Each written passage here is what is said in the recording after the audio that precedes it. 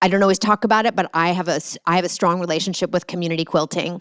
And community quilting is a beautiful metaphor for thinking about how you and I will work together. You're not just throwing numbers over the fence and I'm throwing criticism back at you or asking for receipts. We're going to sit together and we're going to build out this business together in a way that we both can see.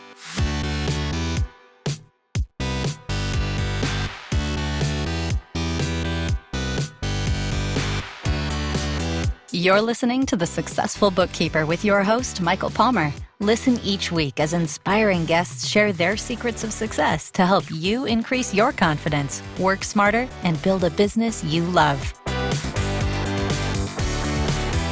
This episode of The Successful Bookkeeper is brought to you by PureBookkeeping.com, the proven system to grow your bookkeeping business.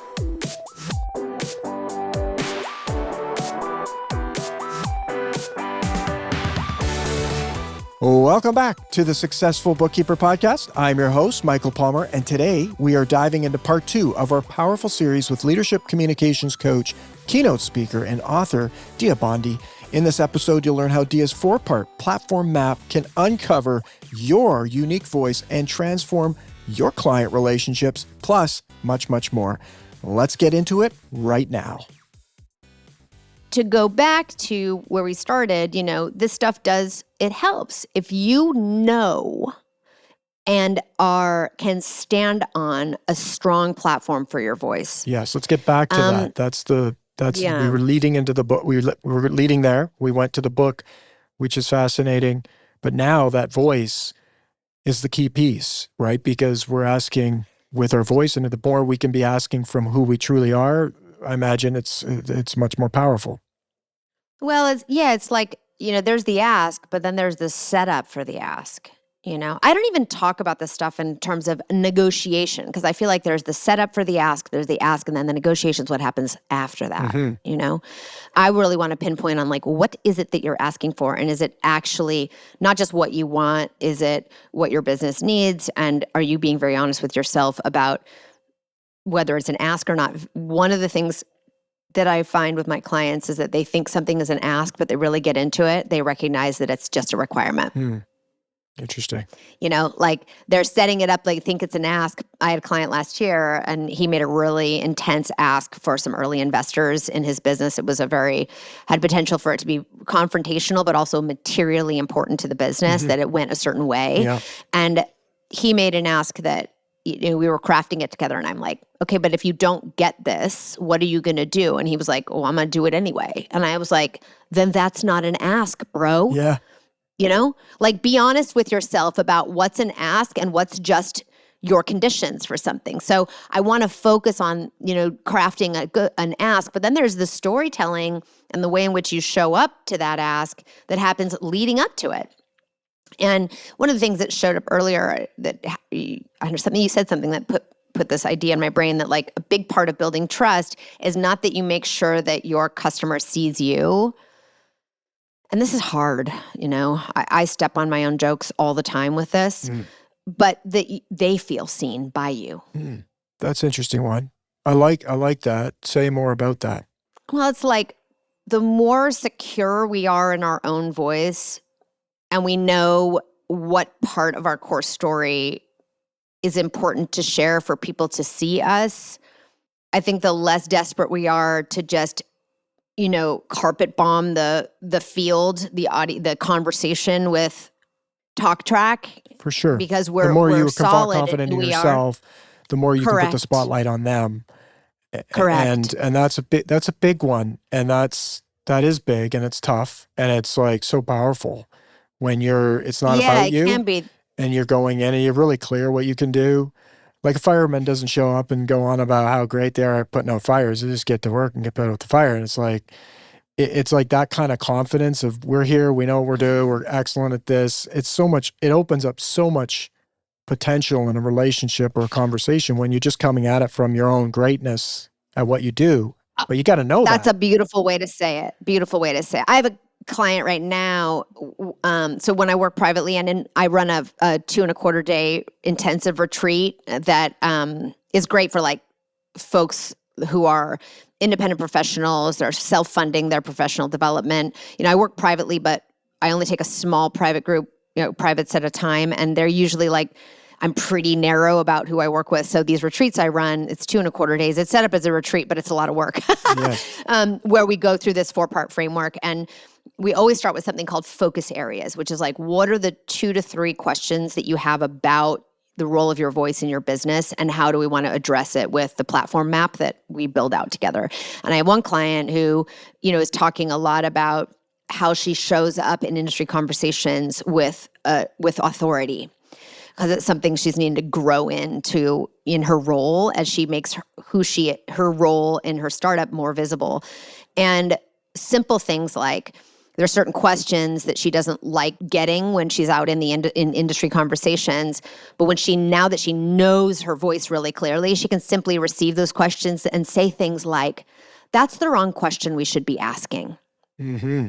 Here's the better question that I think gets to the heart of what you're trying to get from me." Yeah. Do you hear that? Yeah. And the level of like, authority that builds in the room, because it's positioning her as someone who knows the more powerful question to ask of her industry peers. And 2, that she can do that without being offensive or defensive, but just clear and trying to add value to the conversation. Huge for her. Yeah. And now she's got 30 people in the room who are like, oh, I know who she is as an engineering leader.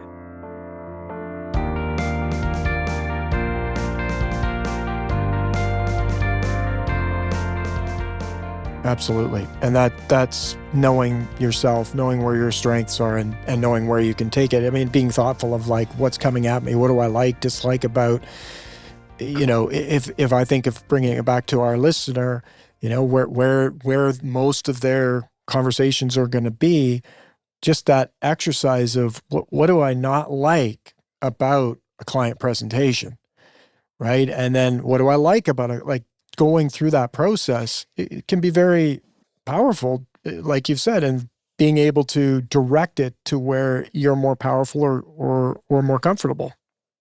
Yeah. And more powerful and more comfortable don't usually go hand in hand.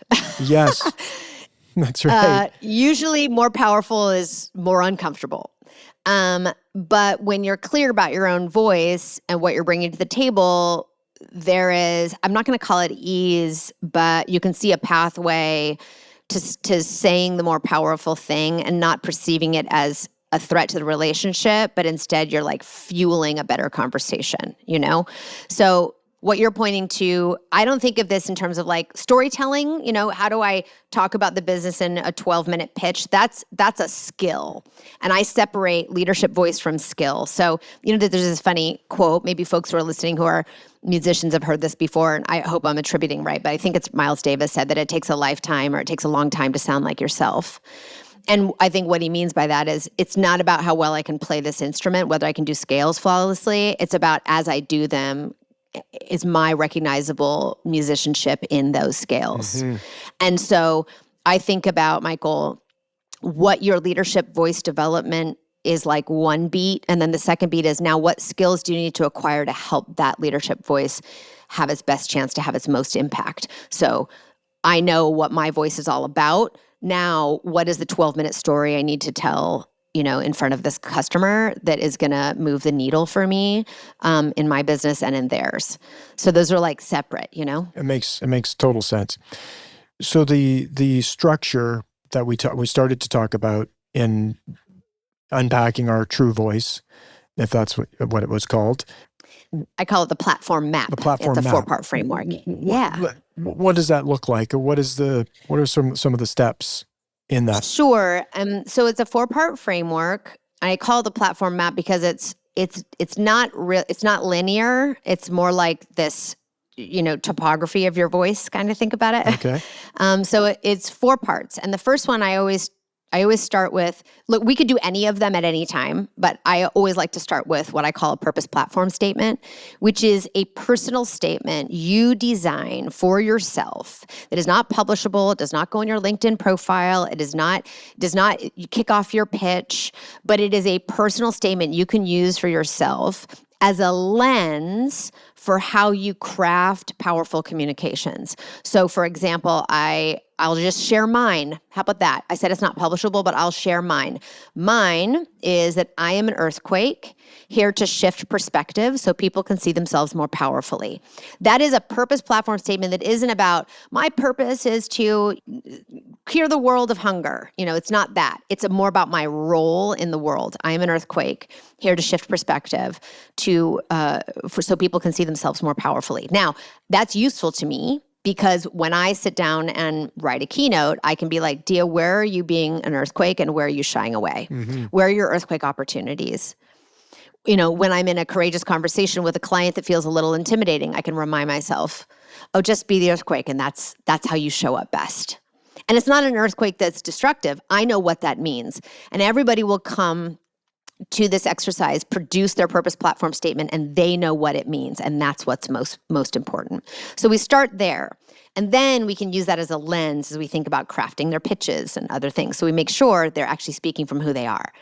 Second component is what I call provenance. Provenance is a stronger origin story that is not about, first I graduated from MIT with a, master's in data science, and I worked at McKinsey for 6 years and then launched three products and generated $100 million in ARR. And now I went on to, it's not your march through time resume. It's a way of telling your origin story from the perspective of what drives you. And what I love about this for folks who are listening, maybe they're thinking well, I run a bookkeeping firm, but I also am very interested in community quilting. It's such a huge part of who I am as a person.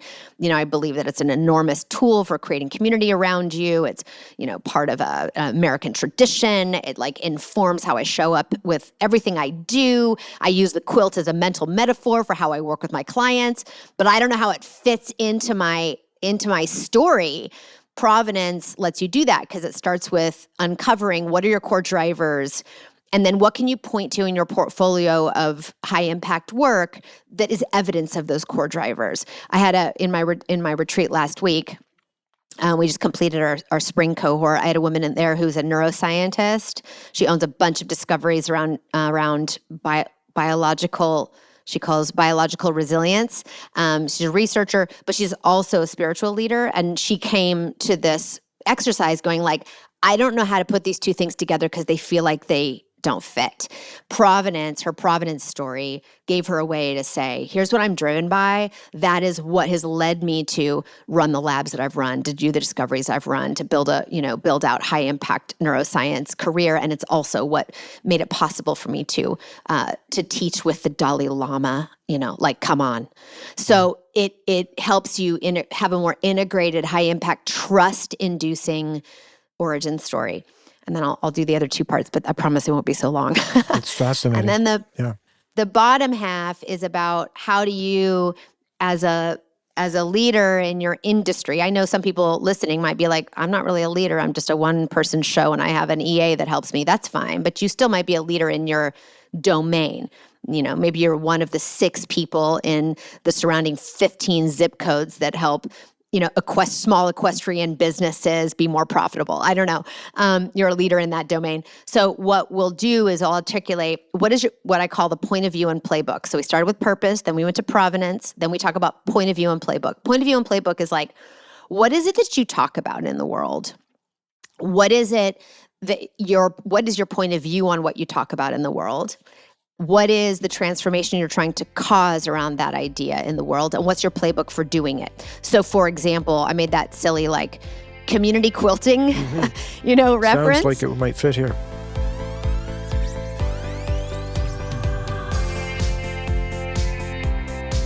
Oh, we have a listener that for sure. I know a lot of quilters I think we probably have a lot of listeners that are quilters. They're like, hey, that's me.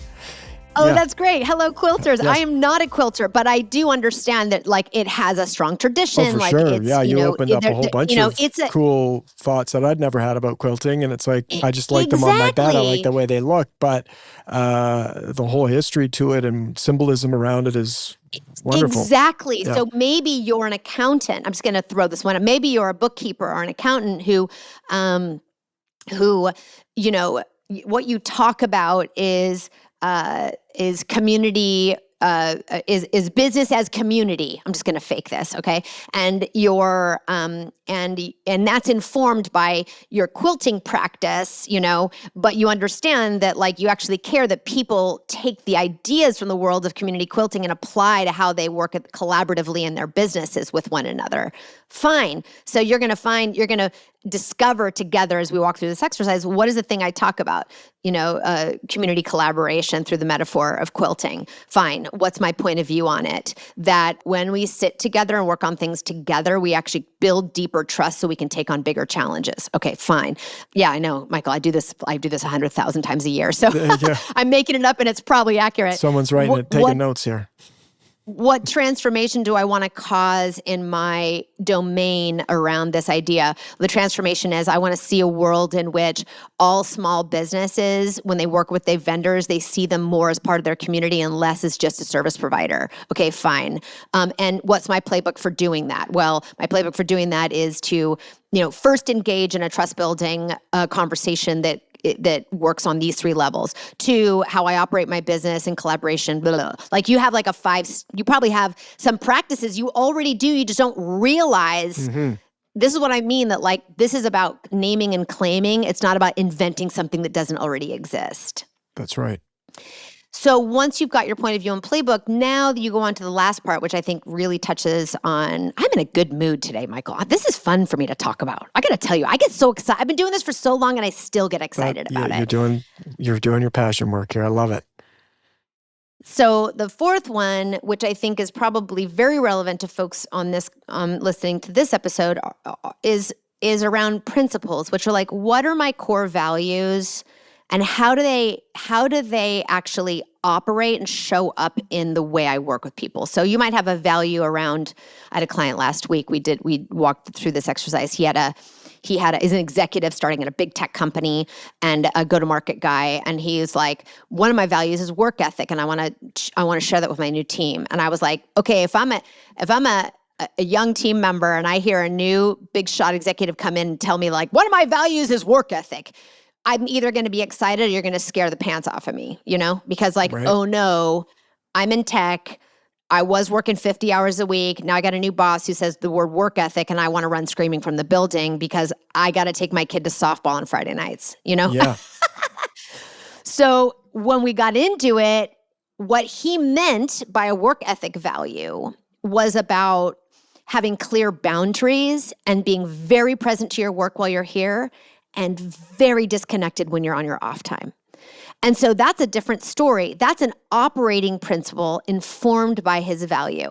So folks who are listening, like you might have core values like, collaboration or excellence, or I have a list right here on my whiteboard I'm looking at: clarity, results, ruthlessness. I have a woman I'm working with. One of hers is ruthlessness. But she's not going to say that in the world. I'm like, well, what do you mean? How do you operate as a leader informed by ruthlessness without being destructive? And she had a beautiful explanation for it. So that fourth component of your platform map helps you articulate your core operating principles informed by your values that you can then communicate to your clients, to your collaborators, so people can understand how you come at the work.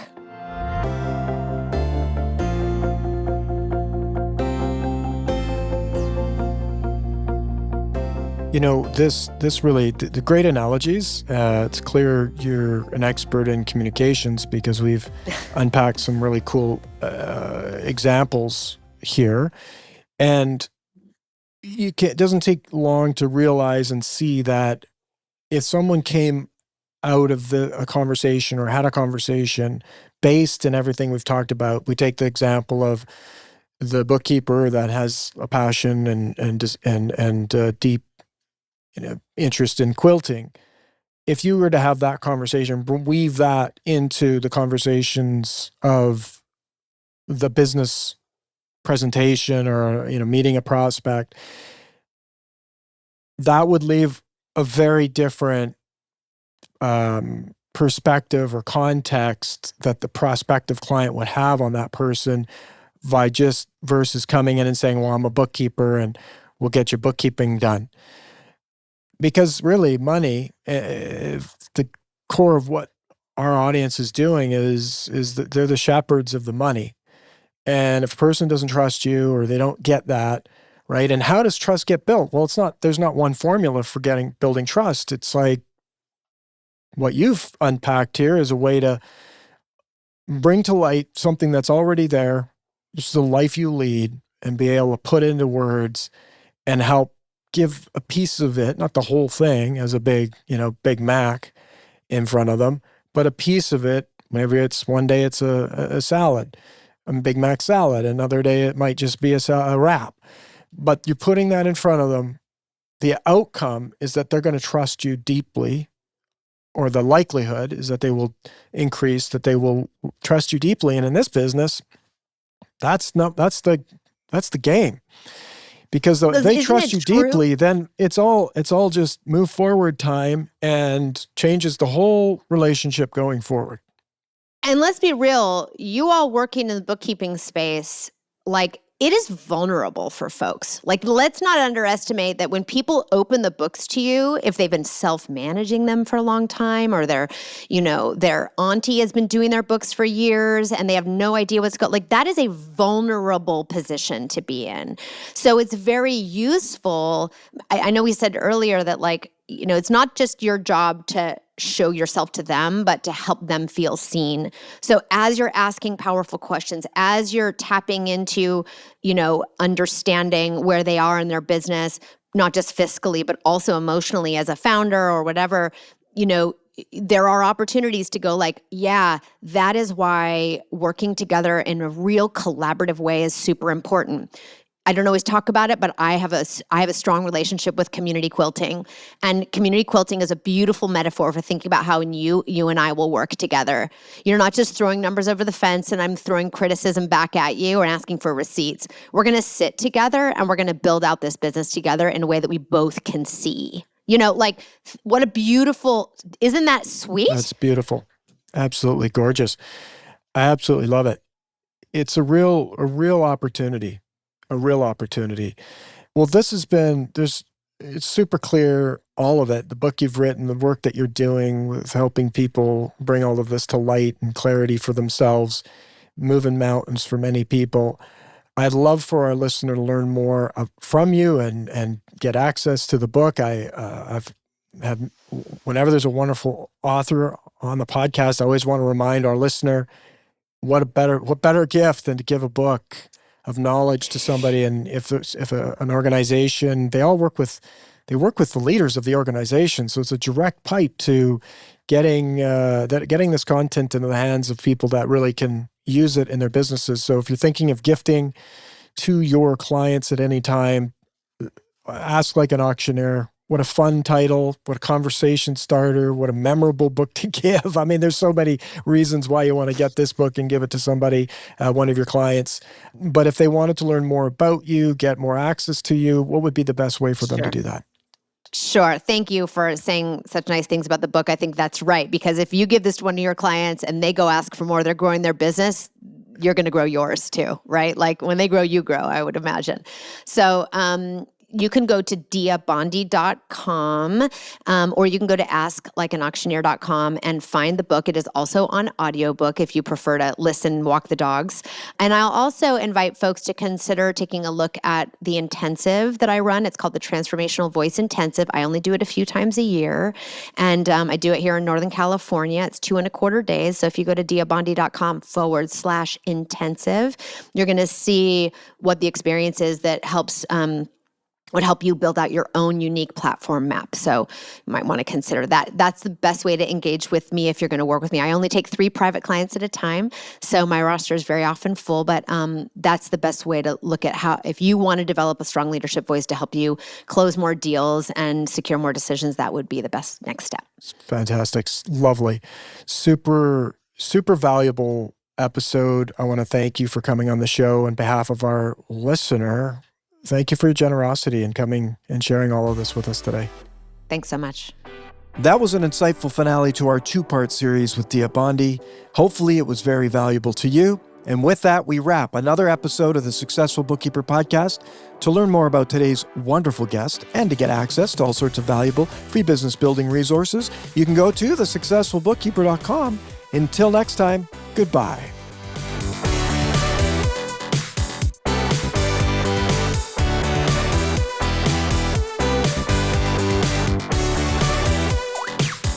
You've been listening to The Successful Bookkeeper with Michael Palmer.